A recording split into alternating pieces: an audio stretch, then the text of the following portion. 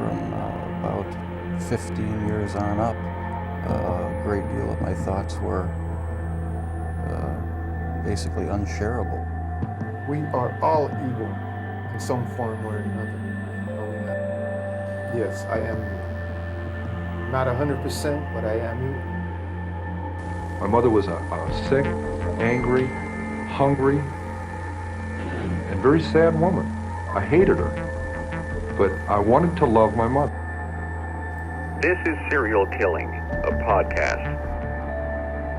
Hello again, and welcome to Serial Killing, a podcast, where sometimes we veer off the serial killer path to delve into other topics within our beloved true crime community. Special thanks to some of my patrons: Sue, Doc, Shannon, Rebecca, Walter, Jennifer, Elena, Elise, Ariel, Chantel, Stacy, Jessica, my dearest two Emmas, Whitney, Rachel, Alethea, Catherine, Linda, Godtier, Teresa, Sophie, Nanette, David, Trudy, and John. Thank you guys so much. You are truly appreciated. And for anyone else, please feel free to join my Patreon. Like, share, subscribe. It just might help our little community grow. And if you happen to watch on YouTube and also use Spotify, consider watching on Spotify instead, as they have been kind enough to sponsor me, and, well, we all know how YouTube treats us. But my podcasts are all written with a listener only in mind, so nothing is missed.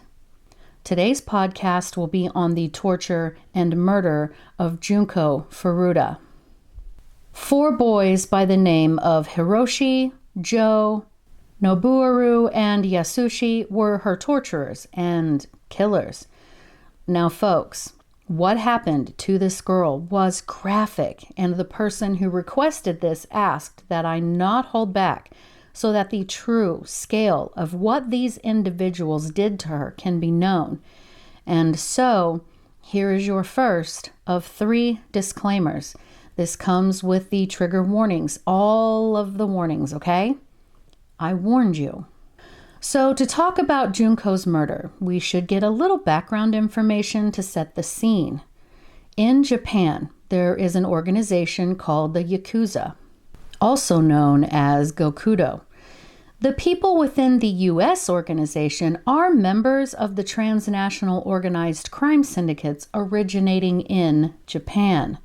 The Japanese police and media, by request of the police, call them, quote, violent groups, while the members call themselves, quote, chivalrous organizations. The English equivalent word is really gangster, as in mafia. The Yakuza are well known for their incredibly strict codes of conduct, their organized, territorial nature, and several unconventional ritual practices, such as amputation of the tip of one's pinky finger or amputation of the left little finger.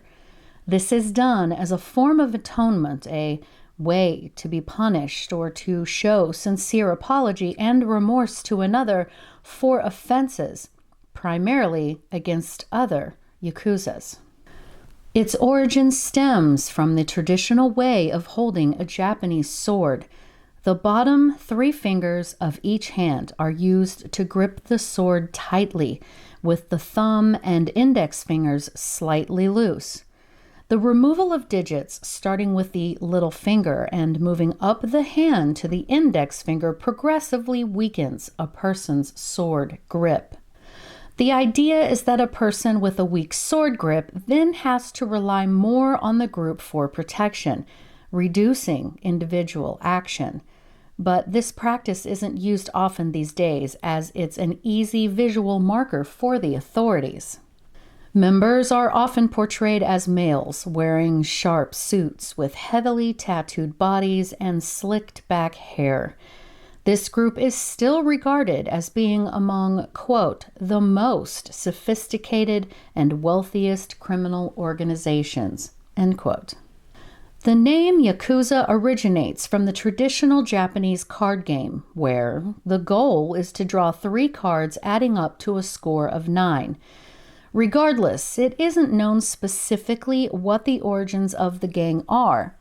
Most modern Yakuza derive from two social classifications, which emerged in the 1600s through the mid-1800s. 1. Those who primarily peddled illicit, stolen, or rickety goods, and 2. Those who were involved in or participating in gambling. The peddlers ranked as one of the lowest social groups during this early 300-year era. As they began to form organizations of their own, they took over some administrative duties relating to commerce and the protection of their commercial activities. These peddlers opened booths, so to speak, and some members were hired to act as security. Each peddler paid rent in exchange for a booth assignment and protection during any fairs. The gamblers had a much lower social status than even traders, as gambling was illegal. Many small gambling houses would crop up in abandoned temples or shrines at the edges of town and villages all over Japan. And as you can imagine, most of these gambling houses ran loan sharking businesses for clients, and they usually maintained their own security people. Society at large regarded the gambling houses themselves, as well as the gamblers, with disgust. Why am I getting Squid Game vibes? So it was during this early time when the Yakuza were developing. The groups were composed of mostly misfits and delinquents who had joined or formed the groups to extort customers in local markets by selling fake or poor quality goods. The roots of the Yakuza survive today within initiation ceremonies and rituals. Although the modern Yakuza has diversified, some gangs still identify with one group or the other. For example, a gang whose primary source of income is illegal gambling may refer to themselves as Bakudo or the Gamblers. So prospective members come from all walks of life. There are, of course, romantic tales of how Yakuza accept the sons who have otherwise been abandoned or exiled by their parents.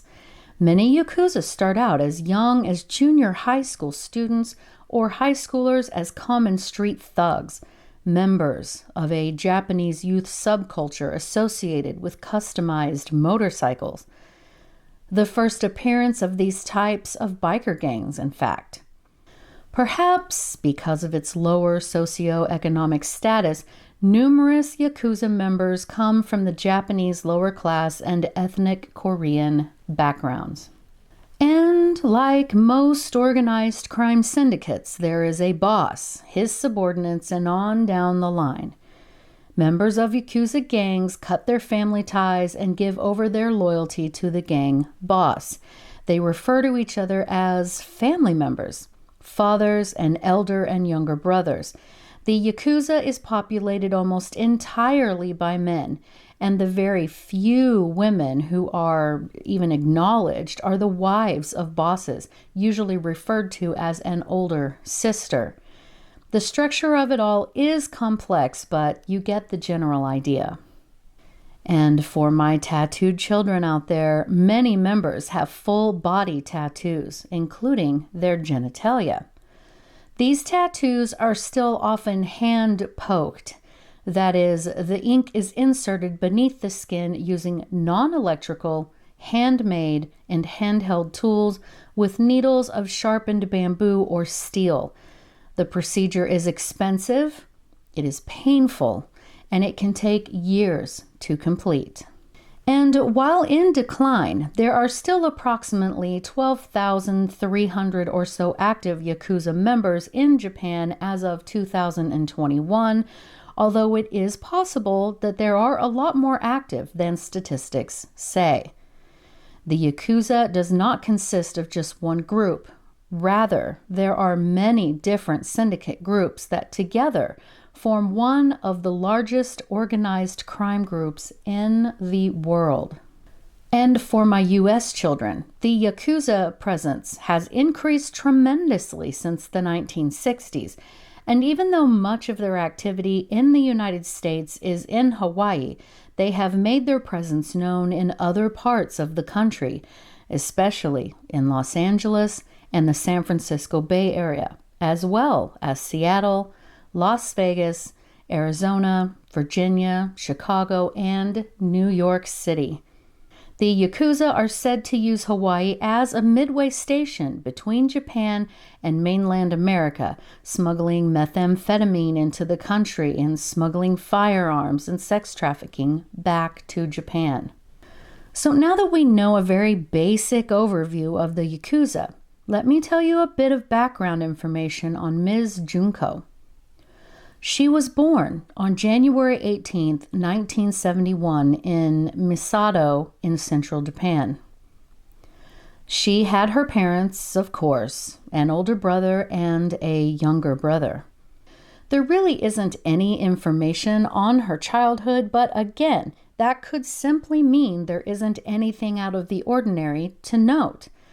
She most likely came from middle class or so means, loved by her parents, and got along with her brothers as much as most siblings do. As a teenager, she attended Yashio Minami High School, where she earned good grades and was said to be popular. Junko was considered a beautiful young lady, and I believe that she was. She did not smoke, didn't drink alcohol, didn't do drugs, which was seen as kind of uncool in the eyes of some of the more gangster-like teens that were her peers. Junko absolutely loved to sing. She loved it so much that she dreamed of someday being a contestant on Idol. Now, she had just begun working part-time at a plastic molding factory during after-school hours. She was doing this to save up money for a trip she had planned for after graduation. Now, some sources have her being 16 years old, some state she was 17. Regardless, one night after Junko had finished an evening shift at her job, she hopped onto her bicycle and began riding home. She would never see her family again. An 18-year-old young man by the name of Hiroshi Miyano also went to school with Junko, and it was said that he had a crush on her. Now, a bit about him. Hiroshi had a history of problematic behaviors since elementary school, such as shoplifting and even damaging school property. He had enrolled in a private high school in Tokyo, but he dropped out the following year. After this, he continued to commit several crimes that began to escalate over time. As these issues got worse and worse, from what I understand, either his parents kicked him out or he left, but he had ultimately gone to live with his girlfriend, and her younger brother, Yasushi, was friends with Hiroshi. Hiroshi was no longer in school and was actually working as a tile worker, saving his money so that he and his girlfriend could eventually get married. But his job paid a lower wage, and he was becoming pretty frustrated that he wasn't making a lot of money, as one does. This frustration eventually led to Hiroshi becoming involved with a gangster, a Yakuza, and began committing sex crimes. What those sex crimes were specifically, I couldn't find, but working with gangsters, well, one could imagine. I do know that he played a part of a sex ring who would take young girls and force them into group sex or gangbangs, so there's that. This disgusting behavior eventually caught up to his girlfriend, who broke things off with him. Seeing Junko, he decided to begin flirting with her, and she was a sweet girl and didn't immediately turn him down, as so many of us do because we don't want to hurt feelings. But when Hiroshi officially asked her out, she politely declined him. And this made him angry. He thought himself a Yakuza, a member of the gangsters he looked up to who had money, women, status, everything he wanted. How dare she? He would not let her insolence go. So he and his friends, 17-year-old Yasushi, his ex's little brother, 16-year-old Shinji, who had an original name, but this is the new name, 17-year-old Joe, were using the second floor of Shinji's house as a hangout. Together, the group of young men had recently been committing a string of crimes, including purse snatching, extortion, and rape. So on the evening of November 25th, 1988, just as Junko was getting on her bike to begin the journey home, Hiroshi and Shinji were out and about, wandering the city, fully intending to mug, rob, and rape a random woman they knew would eventually cross paths with them. At about 8:30 p.m., they caught sight of Furuta riding her bike home after she had finished a shift at her job. Under Hiroshi's orders, Shinji ran up and kicked Furuta off her bike, then immediately fled the scene. Hiroshi then approached, telling Junko that he had witnessed the attack by coincidence and offered to walk her home safely. And though she knew who he was, knew he was a bit of a bully and all of that, he was a familiar face, and she accepted his offer. So children, here's where I warn you again, there's almost no time to turn back. Junko was, however, unaware that Hiroshi was actually leading her to a nearby warehouse where he revealed to her his Yakuza affiliations. He then threatened to kill her as he violently raped her in the warehouse, and once again in a nearby hotel he forced her to after. Then around 3 a.m., after calling his buddies from the hotel to meet him, Hiroshi took Junko to a nearby park where Shinji, Joe, and Yasushi were waiting.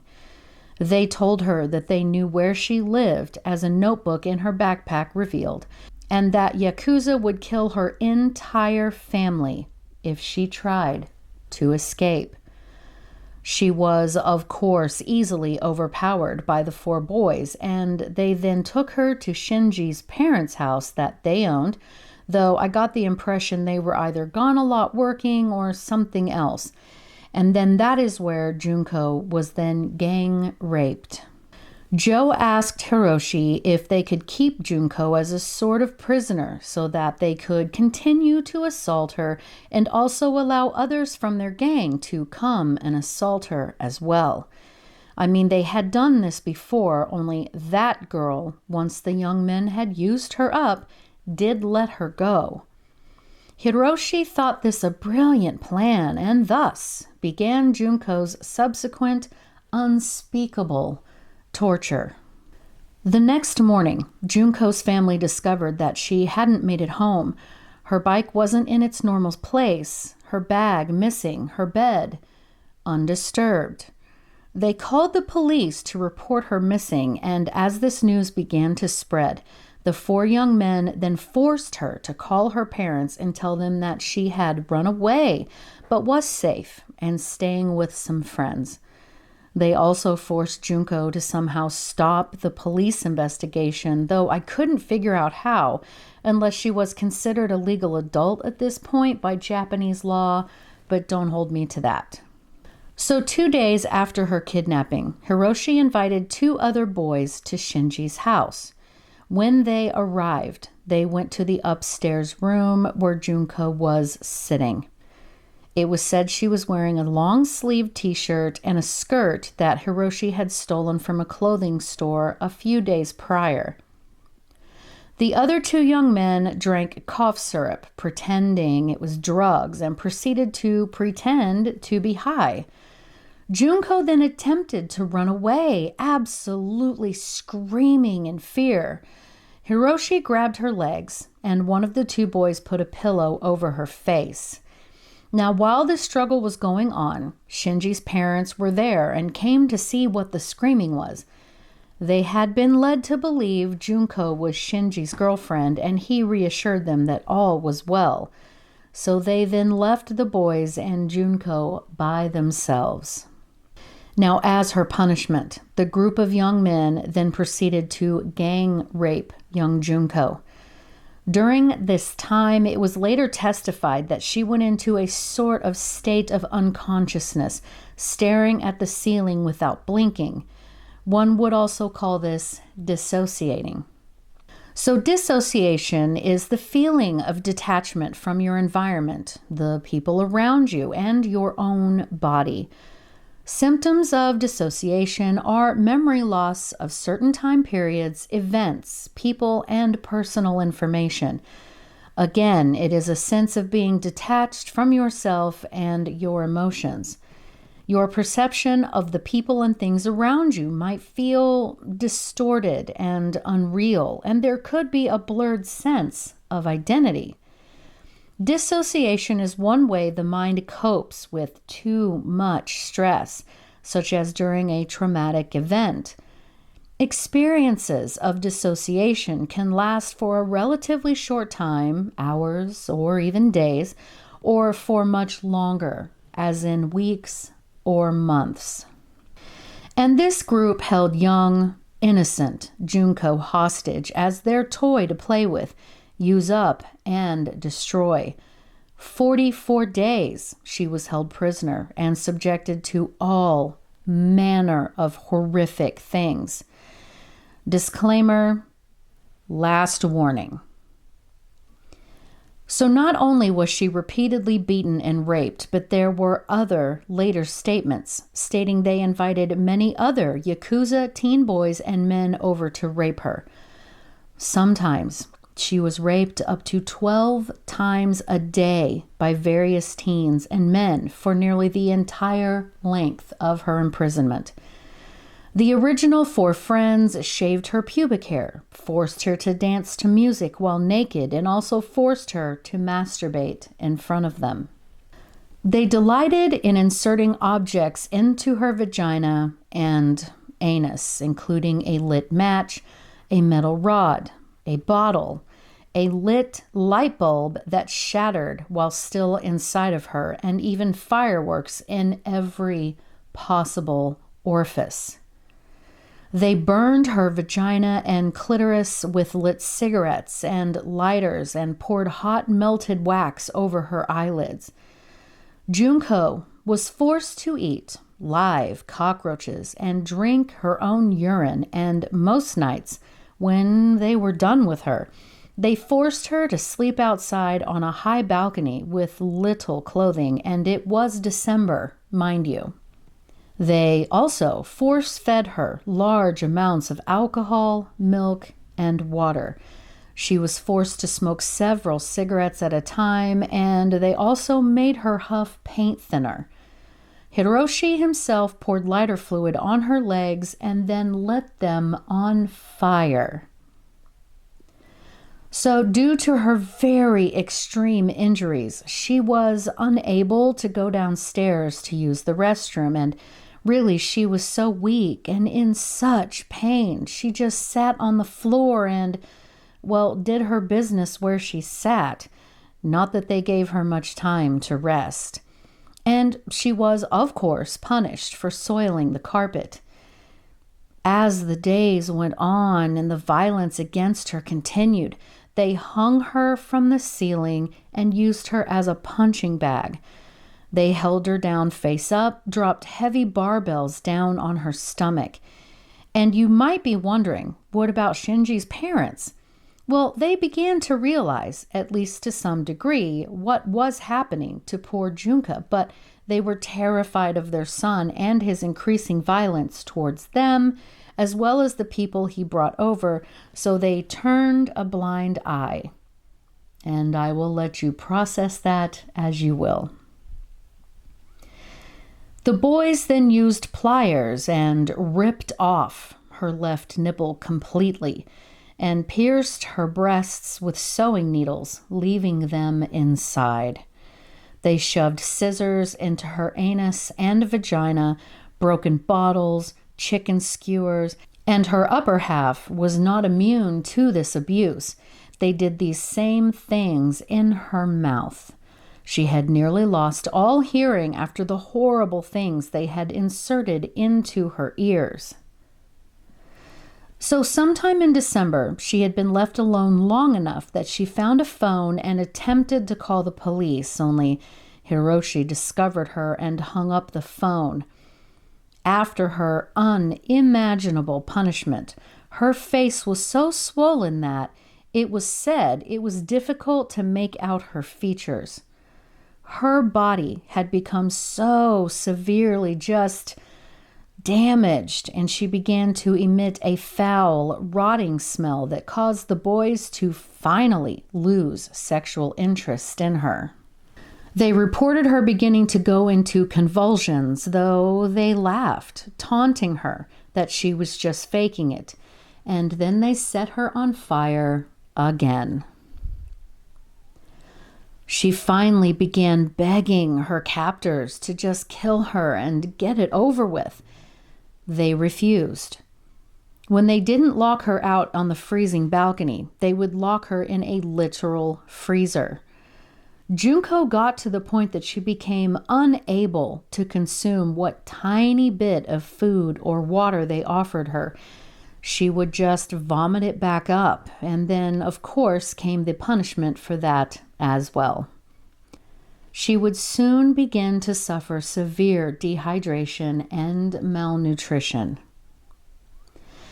They had stomped on her abdomen and beat her hands until the bones in her hands were nearly crushed. If Junko closed her eyes and they caught her, they would burn her eyelids with lighters. So on January 4th, 1989, the four friends challenged Junko to a game. Somehow, and quite unbelievably, she actually won, and this pissed the boys off beyond reason. They kicked and punched her, poured lighter fluid in her eyes and lit it with a candle flame, struck her feet with some kind of rod, and it was at this point she became unconscious. She was bleeding profusely, and it would later be testified that pus was oozing from her infected burns. They then attempted to set her on fire again, and Junko awoke and tried desperately to put out the flames, but again fell into unconsciousness.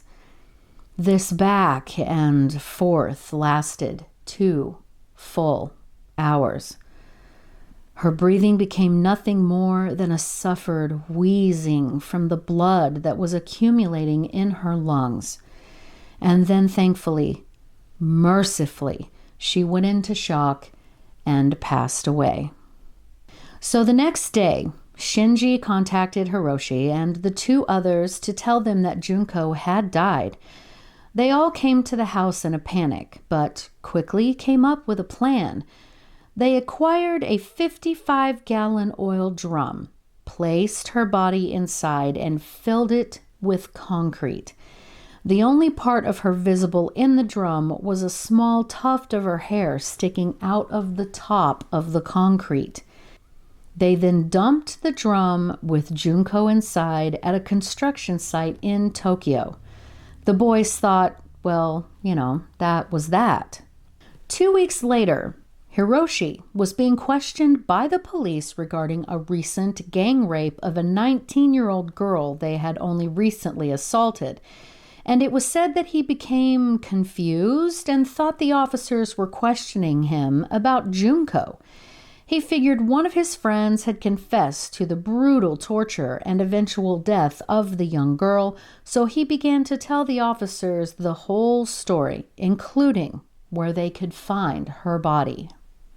So all of the boys were arrested, save one that had already been arrested on a separate charge. They located the drum and freed Junko's body from her concrete tomb. They notified her parents and gave them all of the sordid details about what had happened to her, and her mother, hearing all of this, understandably fainted. And so the autopsy revealed that she still had the equivalent of 2 small Coke bottles, and yes, you heard correctly, 2 in her anus, which had been so badly abused that the wall between her anus and her vagina had been ripped, and effectively the two had become one. And to add insult to injury, they discovered she was pregnant, though her uterus was horrifically damaged. Sources said her face was so mutilated that she had to be identified using fingerprints. They even said that the total weight of her brain had gone down significantly. The 4 boys were still minors, and though there was an attempt made at keeping their identities secret, it didn't take long for the public to find out exactly who they were. They were originally to be tried as minors, but after the complete outrage, it was upgraded to being tried as adults. And still, none of them were charged with murder, but rather, quote, causing bodily injury resulting in death, end quote. Hiroshi got the worst of it, 20 years. The rest got 10 or much less. And that's it.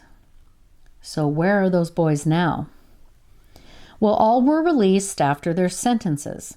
Hiroshi tried to hide his identity as much as he could, and he is known to disappear when people figure out who he is.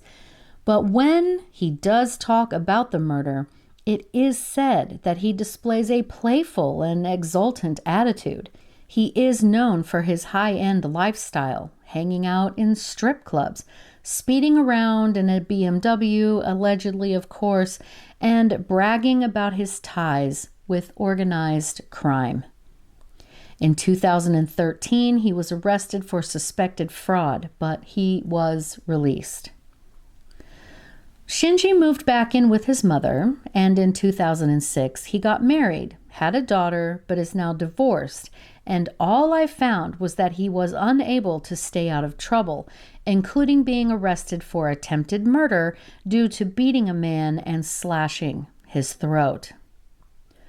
Joe went on to continue bragging about what they had done to Junko. He stole money from his father to live the extravagant lifestyle, much like Hiroshi. Yasushi seems to be the only one who has not reoffended, and in fact, no one really knows what's happened to him. Whew. So, how does one process this? What this poor girl endured? During my research, I actually found someone who put into words what I think we all would like to believe. The original poster, whose name I've kept private, said, quote, "That girl was put through hell and back. There was not a part of her body that was not violated or beaten. And yet her determination to live was honestly astounding. They locked her out on the balcony during winter several times, and yet she did not jump. She would challenge them and tell them to kill her and to get it over with already.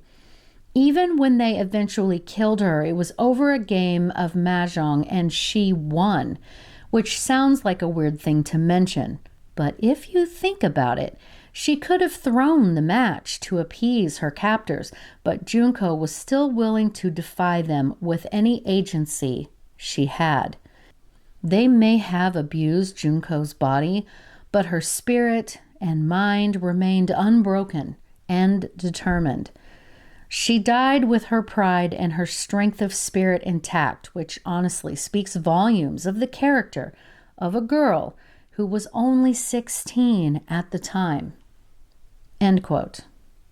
And I really don't think I could have said that any better myself. So tell me, guys, what do you think? Leave me a comment below, or you can DM me on Instagram at serial_killing. All of my contact information is below.